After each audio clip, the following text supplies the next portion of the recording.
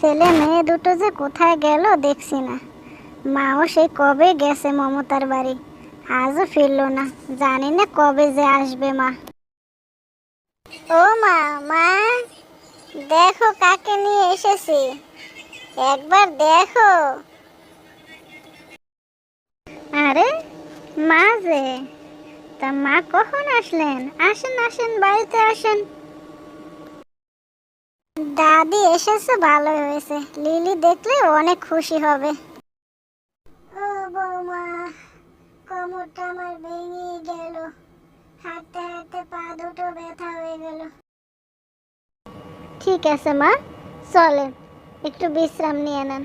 বিশ্রাম নিলেই আপনার হাত পা ব্যথা ঠিক হয়ে যাবে। আপনাকে সারা বাড়িটা যে কেমন শূন্য শূন্য লাগছিল মা। নিন মা, আপনার জন্য জুস নিয়ে এসেছি, ঠান্ডা ঠান্ডা জুস। এটা খেয়ে নেন, তারপর একটু বিশ্রাম নেন।